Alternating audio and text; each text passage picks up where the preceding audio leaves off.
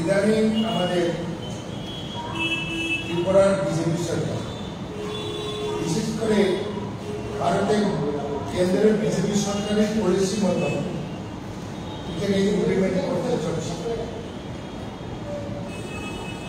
আমরা জানি ভারতবর্ষে 22টি ভারতের ভাষা সংবিধানের 8ম অনুচ্ছেদ অন্তর্ভুক্ত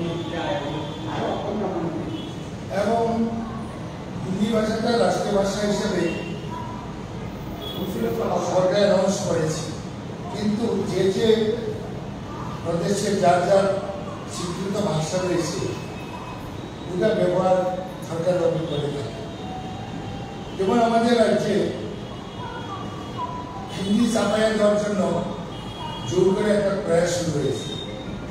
ত্রিপুরার বিভিন্ন পত্রপত্রিকাতে বলা করে উঠেছে ত্রিপুরার যে আমাদের যে ভাষাগুলো আছে বাংলা এবং ইংরেজি এবং বাংলা কমকে প্রায় বসে ফেলেছে।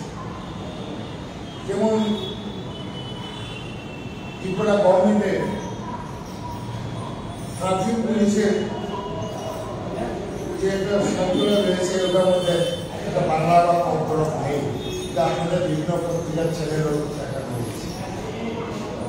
এটাতে আমরা তীব্র নিন্দা করি, কারণ এখানে বাংলা এবং কমকে উপেক্ষা করা হয়েছে।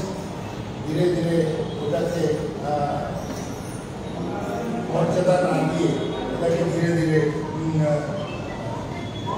বিভিন্নভাবে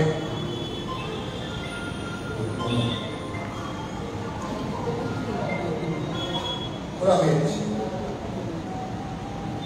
এবং আপনারা জানেন যে এই ভাষা নিয়ে মানুষের একটা সেন্টিমেন্ট, বিশেষ করে ত্রিপুরায় শত শত বছর এখানে মহারাজ রাজত্ব করেছে, উপজাতি মহিলা রাজত্ব করেছে, উপজাতি মহারাজরা রাজত্ব করেছে। কিন্তু সেখানে দেখা গেছে ইতিহাসে রাজা রাজভাষা ছিল বাংলা, তখন থেকে এখানে প্রচলিত এবং পরবর্তী সময়ে যে উপজাতিদের একটা ভাষায় প্রচলিত ছিল না, 19টি সম্প্রদায় এবং 20টি সম্প্রদায় হয়েছে, ওদের 9টি ভাষায় যা যা 9টি ভাষা। পরবর্তী সময় কম এটা যেতে একটা ট্রাইবেল ভাষা হিসেবে স্বীকৃত হয়।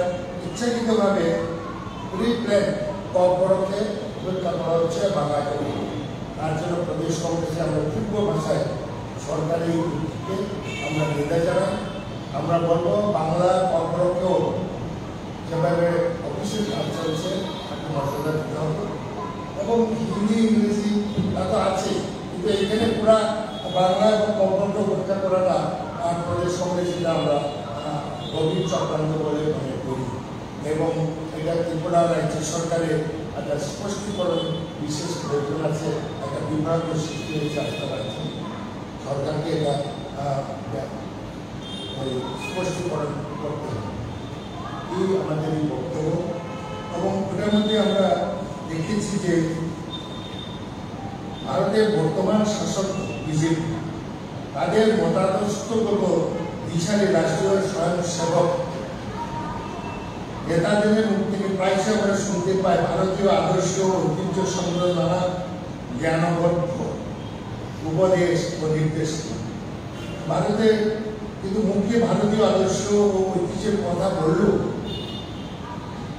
কার্যত তারা এই ঐতিহ্যের ব্যাখ্যা করতে গিয়ে এটা খণ্ডিত অংশ নিয়ে কেবলমাত্র কথা বলেন এবং এটা একটা উদ্দেশ্য প্রণীত দেশের যে অঙ্কটা আছে ঐতিহ্য, দেশের সংহতি অঙ্ককে মধ্যে একটা আঘাত হয়। এর জন্য সরকারকে ইমিডিয়েটলি তার স্পষ্টীকরণ দেওয়া দরকার। পরিস্থিতিতে একটি কথা বলবো যে রাজ্যের যে ক্রমাগত যে দুর্নীতি, বিশেষ করে কেন্দ্রে যখন কংগ্রেসের নেতৃত্বে ইউপিএ গভর্নমেন্ট ছিল, ভারতের গ্রামীণ মানুষের কর্মসংস্থানের জন্য মহাত্মা গান্ধী বেলা আইন করে চালু করেছে গ্রামের মানুষ কম করেও 100 দিনের কাজ পাবে।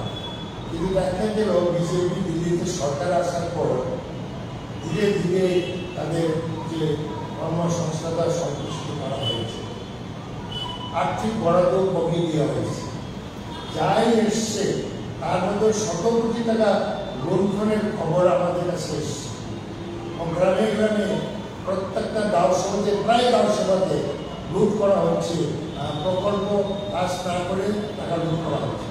এটা এজি রিপোর্টও পরিষ্কার, সোশ্যাল যে রিপোর্টটাও পরিষ্কার হয়েছে, এবং আপনারা যে মিডিয়া জগতে লোকের যে গবেষণা সেখানেও পরিষ্কার হয়েছে।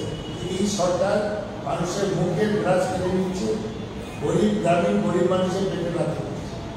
আজকে গ্রাম পাহাড়ে হাহাকার চলছে, একদিকে জলের পানীয় জলের বিশুদ্ধ পানীয় জলের প্রচণ্ড অভাব দেখা দিয়েছে। সঠিকভাবে সরকার তাদেরকে পানীয় জলের ব্যবস্থা করতে হচ্ছে।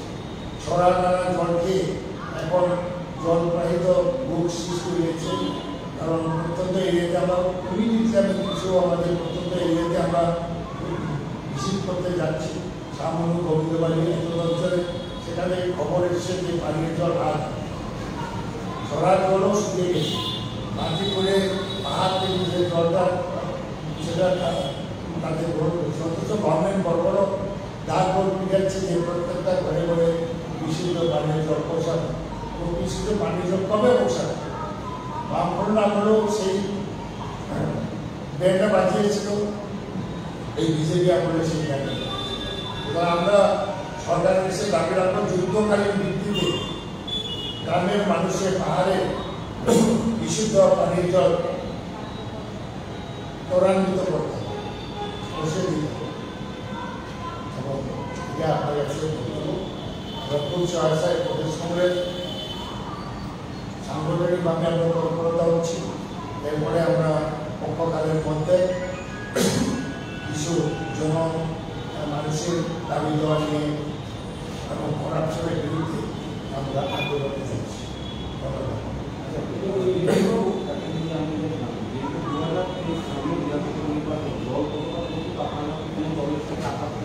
আমরা খুব প্রশ্ন রাখছি এবং কার সাথে আঘাত করবো ওটা আপনারা সময়ে বুঝতে পারবেন, এবং তাই অ্যানাউন্স করার মতো সময় আসতে বুঝতে পারবেন। আপনি তো ত্রিপুরা মাথায় তো আমরা ওয়েলকাম জানি, তারাও বিজেপি বিরোধী, তারা বাম বিরোধী, তাদের সঙ্গে আমরা অ্যালায়েন্স করতে আমরা বললাম।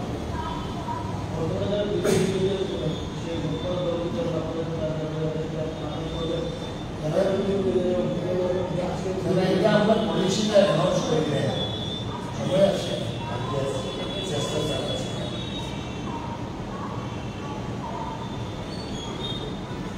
এবং আরেকটা ব্যাপার, আজকে একটা কথা বলবো যে ত্রিপুরার মিডিয়া জগতে বারে বারে যে আক্রমণ হচ্ছে তার তীব্র ভাষা আমরা নিন্দা করি। দিন দুপুরে প্রতিবাদী কলমের অফিস, ইলেকট্রনিক মিডিয়াতে টিভি 24-এর অফিসে দিন দুপুরে বিজেপি লোকজন মিছিল করে আগুন জ্বালিয়েছে। এটা রাজ্যের মানুষ দেখেছে, আমরা নিন্দাও করেছি। এরপরে এই কয়েকদিন আগে আমাদের আল্লাপুর প্রশান্ত ভট্টাচার্য আমাদের স্পোর্টস পার্সন ওনার অফিসে আগুন দিয়েছে। কে বা কারা দিয়েছে জানি না, কিন্তু এটার আমরা তীব্র নিন্দা জানাই। এই যে সংবাদ জগতের উপরে এই সরকার যে পরিচিতভাবে হামলা করেছে, এটা ভয়ঙ্কর ব্যাপার। আগুন দেওয়া মানে ভয়ঙ্কর, লাস্ট স্টেজ হলো আগুন দেওয়া। সুতরাং এটা সংবাদ জগতের সঙ্গে একটা যুদ্ধ ঘোষণা করেছে এই বিজেপি, আমরা তীব্র নিন্দা জানাই। এবং কারা করেছে পুলিশ তদন্ত করে তারা সে প্রকাশ করা হোক। আমরা কিছুক্ষণের মধ্যে ভিজিট করতে যাবো এবং আপনাদের আমরা অনুরোধ করবো আপনাদের আচ্ছা স্যার, আমার একটা প্রশ্ন ছিল, সামনে তো বাই ইলেকশনের একটা চলছে, ওটার জন্য কি 4টা সিটের জন্যই আপনারা প্রস্তুত আছেন কি? হ্যাঁ, আমরা প্রস্তুত আছি। ইলেকশন ঘোষণা দিলে না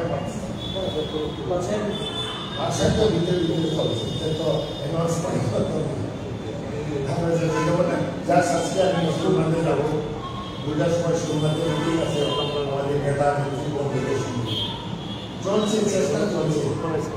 এবং আমরা বিশ্বাস এই সরকারের এখন 15% ভুল নাই, মানুষের অন্তর থেকে এই বিজেপি সরকার যে প্রতিশ্রুতি দেওয়া হয়েছিল এখন তো রক্ষা করে নাই, এবং হামলা প্রযুক্তির মধ্যেই দেওয়া হয়েছে, এবং আমরাও তার প্রতিরোধ করার জন্য আমরা তৈরি হয়েছি। এবার আমরা সার্ভ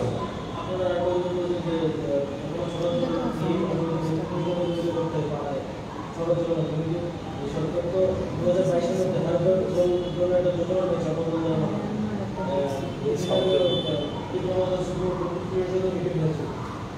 সেই গোটার বিষয়টা কেউ দেখছেন না। ব্যাপারটা ঘরে ঘরে জল পৌঁছানোটা তো এটা প্রকল্প বাকি আছে, কিন্তু এখন যে জল খাওয়ার ব্যবস্থা নেই, গাড়িতে তো পাঠানো উচিত। আমার মনে আছে যে কনস্টান্সিতে যে কংগ্রেস সরকার ছিল, আমি একজন মিনিস্টার ছিলাম, আমরা মিটিং করে ওই সময় প্রথম চালু হয়েছে ট্রাক দিয়ে এই গ্রামে এবং প্রত্যন্ত এলাকায় বিশুদ্ধ পানীয় জল পাঠানো, আমাদের সময় চালু করেছে, কিন্তু এখন করা হচ্ছে না। আগে তো জলটা খাওয়ানো উচিত, ঘরে ঘরে জল পৌঁছানো হবে, প্রকল্প হবে, কবে হবে, এটা বাকি আছে।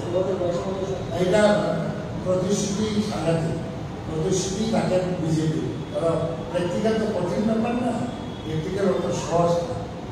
এবং এটাতে মধ্যে যাদের কন্ট্রাক্টর নিয়োগ করা হয়েছে এই সম্পর্ক আমাদের কাছে প্রচুর রিপোর্ট আছে, এবং জায়গায় জায়গায় কংগ্রেস তৈরি হয়েছে, আমরা নিজেরা দেখো যদি সঠিক কাজটা হয় কিন্তু আমরা প্রকাশ করে সেখানে আমরা কাজ করতে পারি। যদি দুর্নীতি হয়ে থাকে, ইরেগুলারিটি থাকে, জল পৌঁছাবে, এটা তো গভর্নমেন্ট প্রতিশ্রুতি আগে এখন জল পৌঁছানো সব জায়গায় পৌঁছে দেয়। সরকার যে জল পৌঁছানো কাজ করছে না এমন নয়, কিন্তু সব জায়গাতে করা হচ্ছে না, ধন্যবাদ।